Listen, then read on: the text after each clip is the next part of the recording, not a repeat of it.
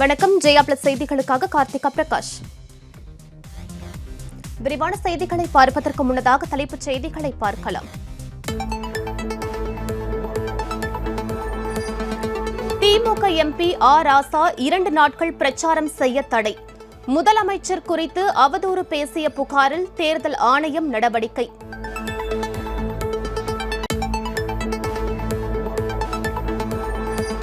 காவல்துறையினர் மற்றும் அரசு ஊழியர்களிடம் இருந்து மே மாதம் 2ஆம் தேதி காலை 8 மணி வரை தபால் வாக்குகள் பெறப்படும். தமிழக தலைமை தேர்தல் அதிகாரி தகவல்.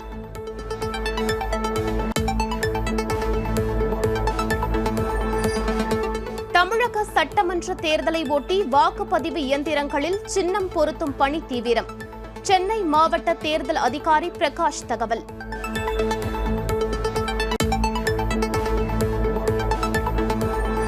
புதுச்சேரியில் பிரச்சார நோக்கத்தில் வாக்காளர்களுக்கு பாஜக SMS அனுப்பிய விவகாரம்.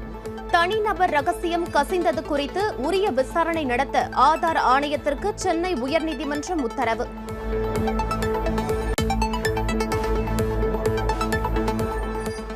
தமிழகத்தில் கலவரத்தை ஏற்படுத்தவே பாஜக தலைவர்கள் முகாம். கோவையில் யோகி ஆதித்யநாத் நிகழ்ச்சியில் நடந்த வன்முறையை சுட்டிக்காட்டி இந்திய கம்யூனிஸ்ட் பொதுச் செயலாளர் டி ராஜா குற்றச்சாட்டு.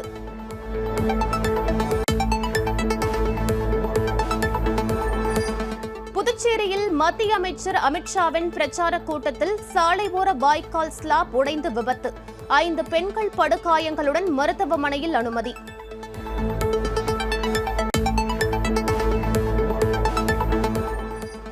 காரைக்குடியில் நடிகை நமிதா பிரச்சாரத்தில் வன்முறை.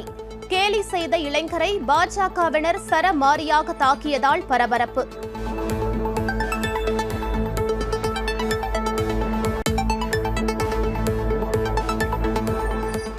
நெல்லை, தென்காசி மாவட்டங்களில் டிடிவி தினகரன் இன்று பிரச்சாரம்.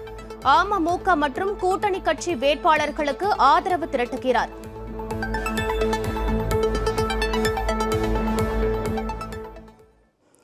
விரிவான செய்திகளை பார்க்கலாம்.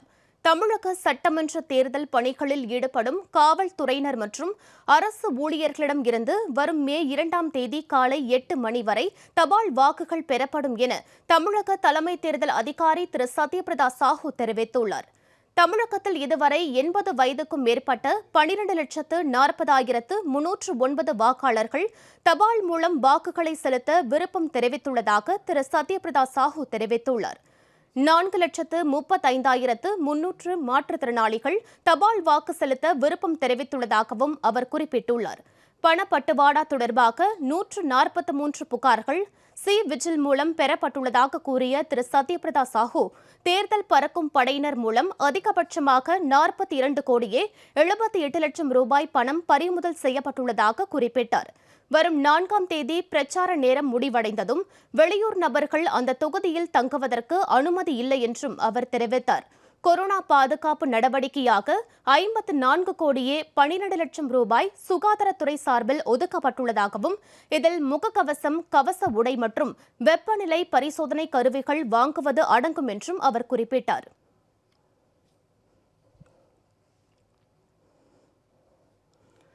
சென்னையில் உள்ள 16 சட்டமன்ற தொகுதிகளிலும் வாக்குப்பதிவு இயந்திரங்களில் சின்னங்கள் பொருத்தும் பணி நாளை அதிகாலை வரை நடைபெறும் என சென்னை மாவட்ட தேர்தல் அதிகாரி திரு பிரகாஷ் தெரிவித்துள்ளார். சென்னையில் மின்னணு வாக்குப்பதிவு இயந்திரங்களில் சின்னங்கள் பொருத்தும் பணியை ஆய்வு செய்த பின் செய்தியாளர்களிடம் பேசிய அவர், சென்னையில் 577 வாக்குச்சாவடிகள் பதற்றமானவை என்றும் 30 வாக்குச்சாவடிகள் மிகவும் பதற்றமானவை என்றும் அவர் கூறினார்.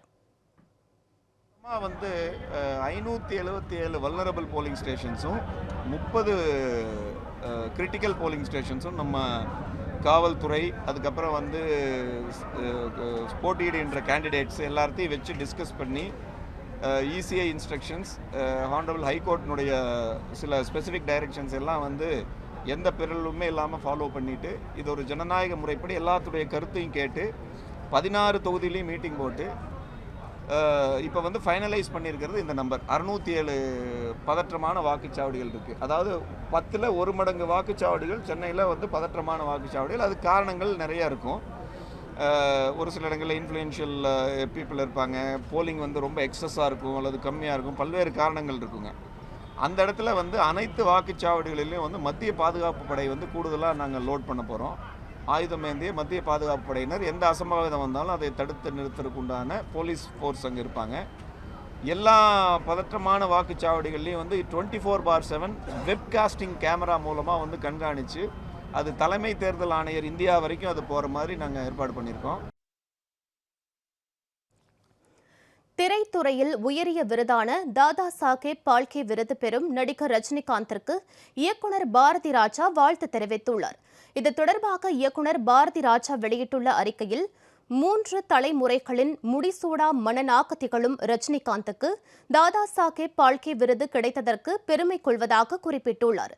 கடுமையான உழைப்பை கொடுத்து மக்களை தன் பக்கமே ஈர்த்து வைத்திருக்கும் இந்திய நாயகன் தனது நண்பன் ரஜினிகாந்திற்கு ஏற்புடைய விருதாகவே இதை எண்ணி மகிழ்வதாகவும் அவர் தெரிவித்துள்ளார்.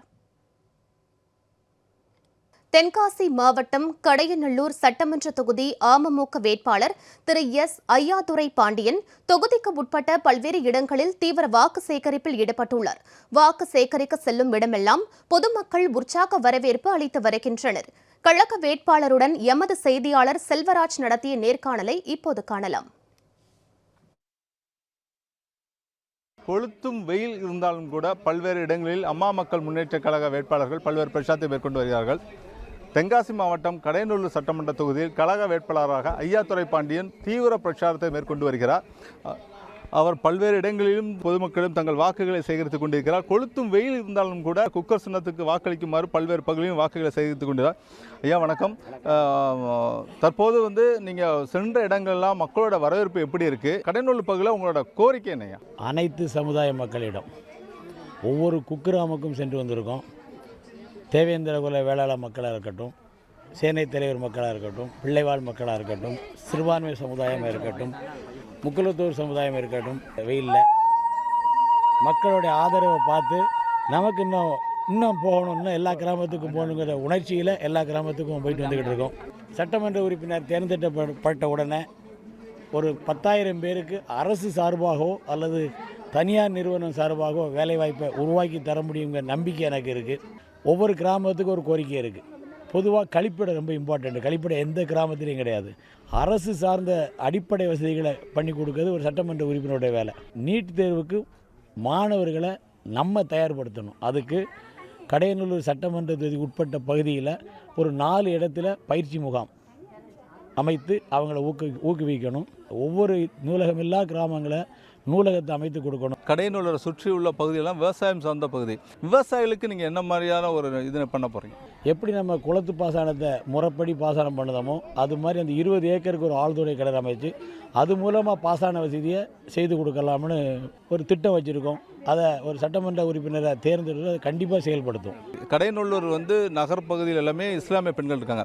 இவங்க வெளியே போய் உயர்கல்வி படிப்பதற்கு ஒரு பெரிய தயக்கம் இருக்கிறது, இஸ்லாமிய சென்று வர்றதுக்கு. அதற்கு நீங்கள் என்ன மாதிரி நடவடிக்கை மேற்கொள்ளுங்க? யார் வந்து அரசு பள்ளியில் படித்து அரசு மருத்துவக் கல்லூரியில் இடம் கிடைக்கும் அவங்கள வந்து மருத்துவ படிப்பை நானே முடிவு பண்ணியிருக்கேன். எல்லாரையும் படிக்க வைக்க ஆல்ரெடி 2 இஸ்லாமிய சமுதாயத்தை சேர்ந்த சகோதரியை படிக்க வச்சுருக்கேன். ஒவ்வொரு வருடமும் அரசு கல்லூரியில் இடம் கிடைக்க மருத்துவ சகோதரிகளுக்கு ஜாதி மத கட்சி பாகுபாடு இன்றி, இதில் கட்சி பாகுபாடும் பார்க்க மாட்டோம், அது ஏழை எளிய மக்களை படிக்க வைக்கணும் எல்லாருக்கும் உறுதி கொடுத்துருக்கோம். ரொம்ப நன்றியா. கொளுத்தும் வெயிலில் இவ்வளோ தூரம் பிரச்சாரத்தை விட்டு போகிறதுக்கு ரொம்ப நன்றியா. கொளுத்தும் வெயிலாக இருந்தால் கூட பொதுமக்களின் கோரிக்கைகளை கனிவுடன் கேட்டுக்கொண்டு வருகிறார். ஜெயா செய்திக்காக கடையநல்லூரிலிருந்து ஒளிப்பதிவாளர் மாணிக்கத்துடன் செல்வராஜ்.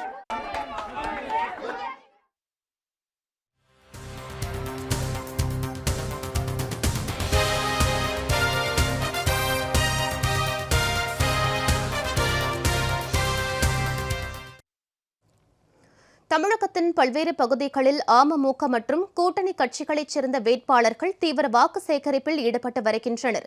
அது தொடர்பான செய்திகளை தற்போது காண்போம்.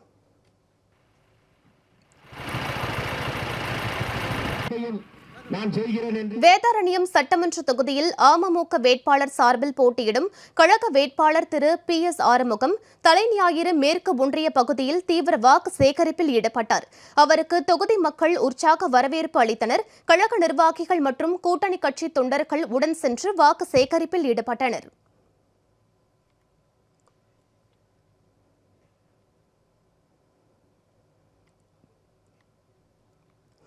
மதுரை வடக்கு தொகுதி அமமுக வேட்பாளர் திரு மா ஜெயபால் தொகுதிக்கு உட்பட்ட பகுதிகளில் தீவிர வாக்கு சேகரிப்பில் ஈடுபட்டார்.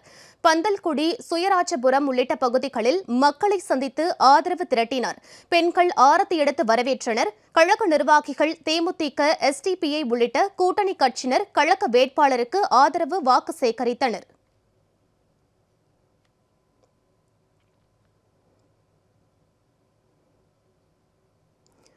ராமநாதபுரம் மாவட்டம் பரமக்குடி தொகுதி தேமுதிக வேட்பாளர் செல்வி தொகுதி முழுவதும் தீவிர வாக்கு சேகரிப்பில் ஈடுபட்டு வருகிறார். பரமக்குடியில் அம்மன் கோவில் திருவிழா நடைபெற்ற பகுதியிலும் கடை வீதியிலும் துண்டு பிரசுரங்களை வழங்கி குக்கர் சின்னத்திற்கு ஆதரவு திரட்டினார். கழக வேட்பாளருடன் எஸ்டிபிஐ, மருதுசேனை உள்ளிட்ட தோழமை கட்சி தொண்டர்களும் சென்றனர்.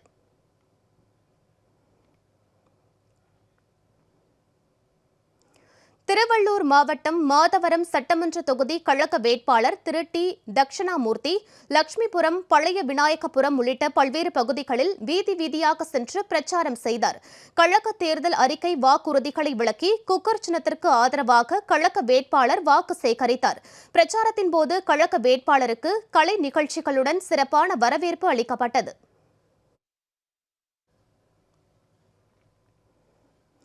ஈரோடு கிழக்கு சட்டமன்ற தொகுதியில் போட்டியிடும் அமமுக வேட்பாளர் வக்கீல் சம்பத் என்கிற முத்துக்குமரன் தொகுதிக்கு உட்பட்ட வீரப்பன் சத்திரம், வீரப்பன் பாளையம், கணபதி நகர், முருகேஷ் காலனி, செல்வ நகர், குமரன் நகர், குமலன்குட்டை, ஜேசிபி தோட்டம் ஆகிய பகுதிகளில் வாக்கு சேகரித்தார். கழக வேட்பாளர் பிரச்சாரத்திற்கு சென்ற இடமெல்லாம் அவருக்கு ஆரத்தி எடுத்து பெண்கள் உற்சாக வரவேற்பு அளித்தனர். தேர்தல் அறிக்கை வாக்குறுதிகள் அடங்கிய பிரசுரங்களை கழக நிர்வாகிகள் விநியோகித்து குக்கர் சின்னத்திற்கு வாக்கு சேகரித்தனர்.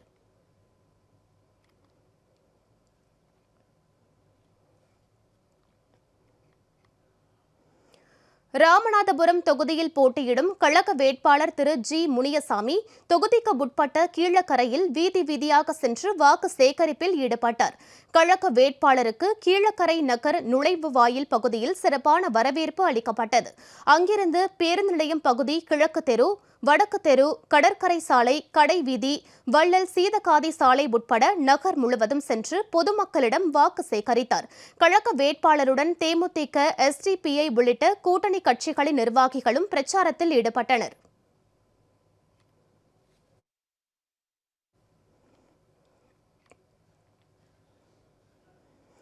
ராமநாதபுரம் மாவட்டம் முதுகுளத்தூர் தொகுதி கழக வேட்பாளர் திரு முருகன் தொகுதி முழுவதும் தீவிர வாக்கு சேகரிப்பில் ஈடுபட்டார். தொகுதிக்கு உட்பட்ட 50 கிராமங்களில் பிரச்சாரத்தில் ஈடுபட்ட கழக வேட்பாளருக்கு ஆரத்தி எடுத்து வெற்றி திலகமிட்டு பெண்கள் வரவேற்பளித்தனர். கழக வேட்பாளருடன் கழக தொண்டர்களும், எஸ்டிபிஐ, தேமுதிக, மருதுசேனை உள்ளிட்ட தோழமை கட்சிகளின் தொண்டர்களும் வாக்கு சேகரித்தனர்.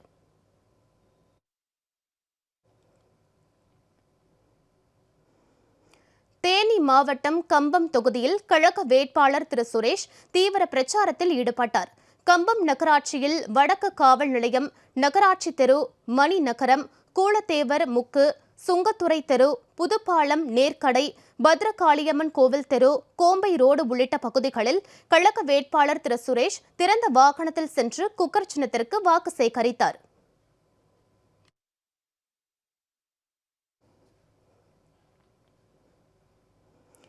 நாகை மாவட்டம் சீர்காழி தொகுதியில் கொள்ளிடம் ஒன்றியத்திற்கு உட்பட்ட பகுதிகளில் கழக வேட்பாளர் திரு பொன் பாலு வாக்கு சேகரிப்பில் ஈடுபட்டார்.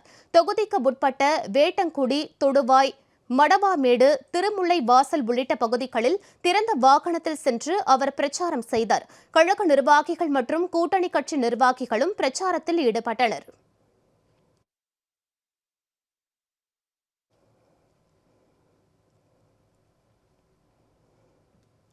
மதுரை கிழக்கு தொகுதி கழக வேட்பாளர் திரு தங்க சரவணன் தொகுதிக்கு உட்பட்ட கருப்பாயூரணி, ஆண்டார் கொட்டாரம், களஞ்சியம், காத்தவனேந்தல் ஆகிய பகுதிகளில் பிரச்சாரம் செய்தார். அப்போது கிராம மக்கள் ஆரத்தி எடுத்து கழக வேட்பாளரை வரவேற்றனர். கழக வேட்பாளருடன் தேமுதிக, மருதுசேனை, எஸ்டிபிஐ உள்ளிட்ட கூட்டணி கட்சி நிர்வாகிகளும் பிரச்சாரத்தில் ஈடுபட்டனர்.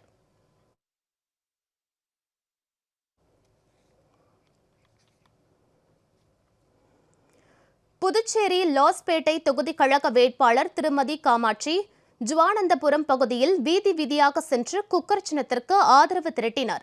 கழக அமைப்பு செயலாளரும் தேர்தல் பொறுப்பாளருமான திரு PS அருள் உள்ளிட்ட கழக நிர்வாகிகளும் அவருடன் இணைந்து வாக்கு சேகரிப்பில் ஈடுபட்டனர்.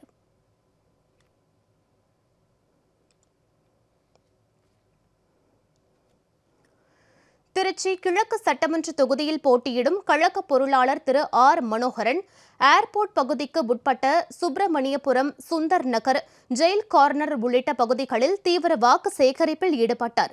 அவருடன் கழக நிர்வாகிகளும் கூட்டணி கட்சி நிர்வாகிகளும் இருசக்கர வாகனத்தில் பேரணியாக சென்று வாக்கு சேகரிப்பில் ஈடுபட்டனர்.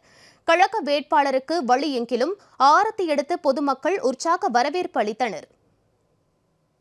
அசாம் மற்றும் மேற்கு வங்கத்தில் 2ஆம் கட்ட தேர்தல் அமைதியான முறையில் நடைபெற்று வருவதாகவும் பிற்பகல் 1 மணி நிலவரப்படி முறையே 34 மற்றும் 38% வாக்குகள் பதிவாகியுள்ளதாகவும் தேர்தல் ஆணையம் தெரிவித்துள்ளது. மேற்கு வங்கத்தில் இன்று வாக்குப்பதிவு நடைபெறும் 30 தொகுதிகளில் முதலமைச்சர் செல்வி மமதா பானர்ஜி போட்டியிடும் நந்திகிராம் முக்கியத்துவம் பெற்றுள்ளது. திரிணாமுல் காங்கிரஸில் இருந்து அண்மையில் விலகிய திரு சுவேந்து அதிகாரி நந்திகிராம் தொகுதியில் முதலமைச்சர் செல்வி மமதாவுக்கு எதிராக பாஜக வேட்பாளராக களத்தில் உள்ளார். நந்திகிராமில் திரிணாமுல் காங்கிரஸ், பாஜக இடையே கடும் போட்டி நிலவுவதால் பதற்றத்தை தணிக்க அங்கு 144 தடை உத்தரவு போடப்பட்டுள்ளது. தொகுதி முழுவதும் ஹெலிகாப்டர் மூலம் கண்காணிக்கப்பட்டு வருகிறது. இதேபோல் அசாமில் 2ஆம் கட்டமாக 39 தொகுதிகளில் இன்று வாக்குப்பதிவு நடைபெற்று வருகிறது. நக்சல் பாதிப்பு அதிகமுள்ள பகுதிகளில் பாதுகாப்பு பலப்படுத்தப்பட்டுள்ளது. இதனிடையே அசாம் மற்றும் மேற்கு வங்கத்தில் 2ஆம் கட்ட தேர்தல் அமைதியான முறையில் நடைபெற்று வருவதாக தேர்தல் ஆணையம் தெரிவித்துள்ளது. பிற்பகல் 1 மணி நிலவரப்படி அசாமில் சுமார் 34% வாக்குகளும், மேற்கு வங்கத்தில் 38% வாக்குகளும் பதிவாகியுள்ளதாக கூறியுள்ளது.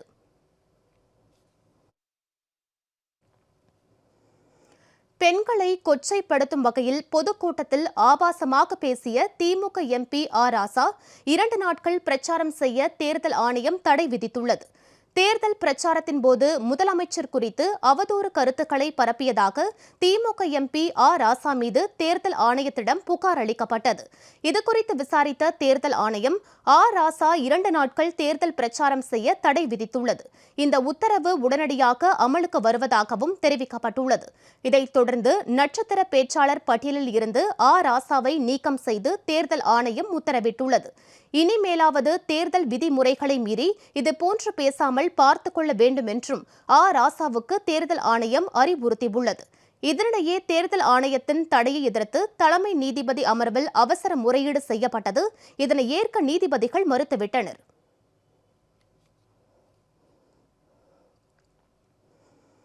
நடிகர் ரஜினிகாந்துக்கு தாதா சாஹேப் பால்கே விருது மத்திய அரசு அறிவித்துள்ளதற்கு நடிகர் சத்யராஜ் வாழ்த்து தெரிவித்துள்ளார்.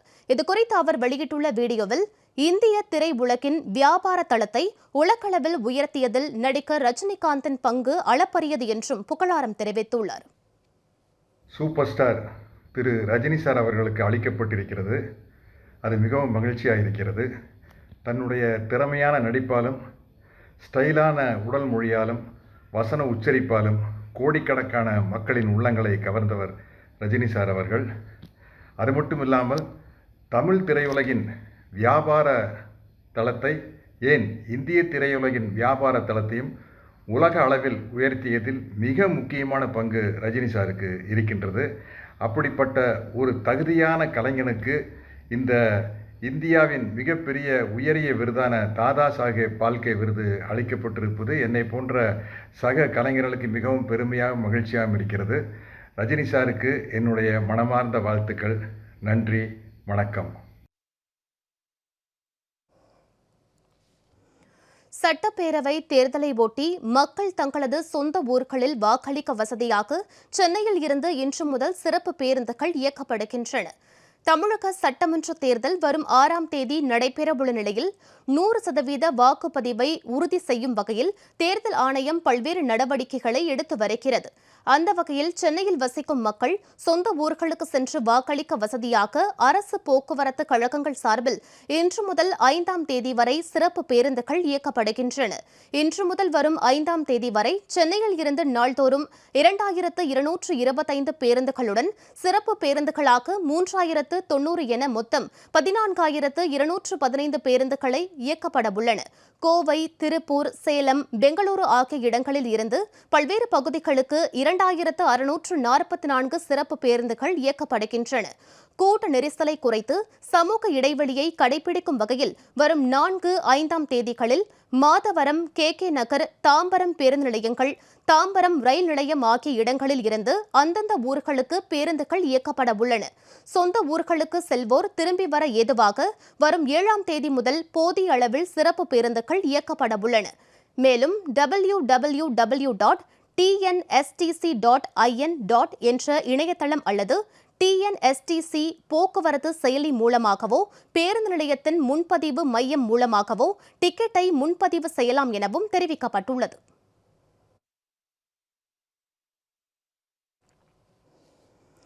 மதுரையில் பிரசித்தி பெற்ற திருப்பரங்குன்றம் முருகன் கோவிலில் பங்குனி தேரோட்டம் வெகு விமர்சையாக நடைபெற்றது. இதில் திரளான பக்தர்கள் கலந்து கொண்டு தேரை வடம் பிடித்து இழுத்தனர். திருப்பரங்குன்றம் அருள்மிகு சுப்பிரமணிய சுவாமி திருக்கோவிலில் பங்குனி பெருவிழாவின் முக்கிய நிகழ்ச்சியாக திருத்தேரோட்டம் இன்று விமர்சையாக நடைபெற்றது. இதையொட்டி அதிகாலை உற்சவர் சன்னதியில் இருந்து மேள தாளங்கள் முழங்க தெய்வானையுடன் முருகப்பெருமான் புறப்பட்டு பெரிய தேரில் எழுந்தருளி பக்தர்களுக்கு அருள் பாலித்தார். ஆயிரக்கணக்கான பக்தர்கள் தேரை வடம் பிடித்து இழுத்தனர்.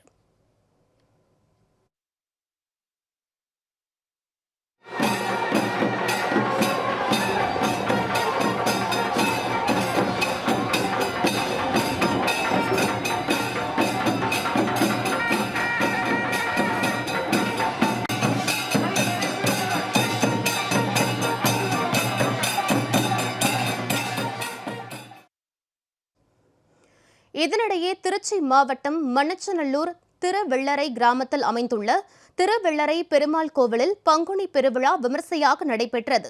பெருமாள் தாயார் திருக்காவிரியில் எழுந்தருளி பக்தர்களுக்கு சேவை சாதித்தனர்.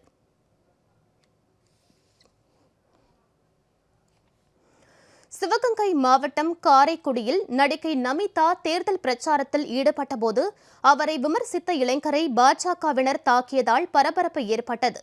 காரைக்குடி சட்டமன்ற பாஜக வேட்பாளர் திரு H. ராஜாவை ஆதரித்து நடிகை நமிதா பெரியார் சிலை அருகே வாகனத்தில் நின்றபடி பிரச்சாரம் செய்தார்.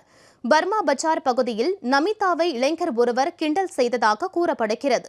இதனால் ஆத்திரமடைந்த பாஜகவினர் கடை ஒன்றில் இருந்த அந்த இளைஞரை ஆவேசமாக தாக்கினர். இதில் அந்த இளைஞர் படுகாயமடைந்தார். இதனால் நமிதா பிரச்சாரத்தில் பரபரப்பு ஏற்பட்டது.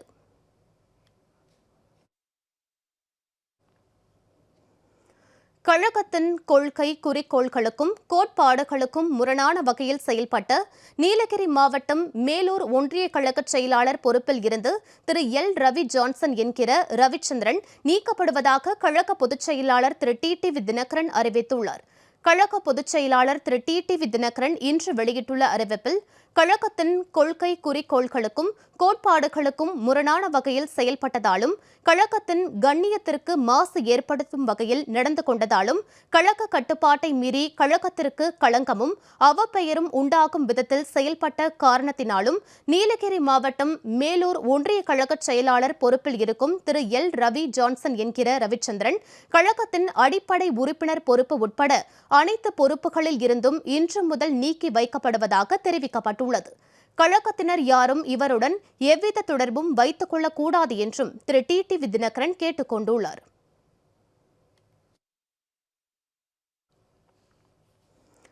மியான்மர் ராணுவ தாக்குதலில் காயமடைந்த மக்களுக்கு தாய்லாந்து மருத்துவமனையில் சிகிச்சை அளிக்கப்பட்டு வருகிறது.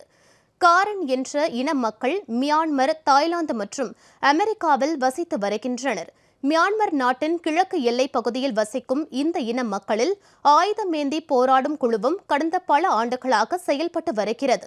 தற்போது அந்நாட்டு ஆட்சி அதிகாரங்களை ராணுவம் கைப்பற்றி உள்ளதால் ஆயுதமேந்திய காரன் இனக்குழு அந்நாட்டு ராணுவத்துக்கு எதிராக களம் இறங்கியுள்ளது. இருப்பினும் ராணுவத்தின் தாக்குதலில் இந்த இன மக்கள் படுகாயமடைந்து தாய்லாந்துக்கு தப்பி ஓடுகின்றனர். இவர்களுக்கு மருத்துவ சிகிச்சை அளிக்க தாய்லாந்து அரசு சிறப்பு ஏற்பாடுகளை செய்துள்ளது.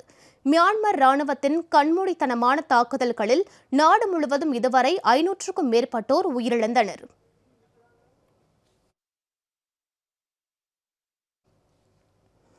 பிரான்சில் கொரோனா தொற்று மீண்டும் அதிகரித்து வருவதைத் தொடர்ந்து 3வது முறையாக நாடு தழுவிய ஊரடங்கு விதிக்கப்பட்டுள்ளது. பிரான்சில் கொரோனா தொற்று பரவல் மீண்டும் வேகம் எடுத்துள்ளது. அந்நாட்டில் கொரோனா தொற்றால் உயிரிழந்தோர் எண்ணிக்கை 1 லட்சத்தை நெருங்குகிறது. நாட்டு மக்களுக்கு தொலைக்காட்சி வாயிலாக உரையாற்றிய அந்நாட்டு அதிபர் இமானுவேல் மேக்ரான் கொரோனா தொற்று பரவலை தடுக்க 3வது முறையாக நாடு தழுவிய ஊரடங்கு விதிக்கப்படுவதாக அறிவித்தார். இந்த ஊரடங்கு 3 வாரங்களுக்கு நீடிக்கும் என அறிவிக்கப்பட்டுள்ளது. தற்போது ஊரடங்கு விதிக்காவிட்டால் கொரோனா பரவலை கட்டுப்படுத்த இயலாத சூழல் ஏற்பட்டுவிடும் என தெரிவித்த இமானுவேல் மேக்ரான் தடுப்பூசி போடும் பணிகளை இன்னும் துரிதப்படுத்த வேண்டும் எனவும் கேட்டுக்கொண்டார்.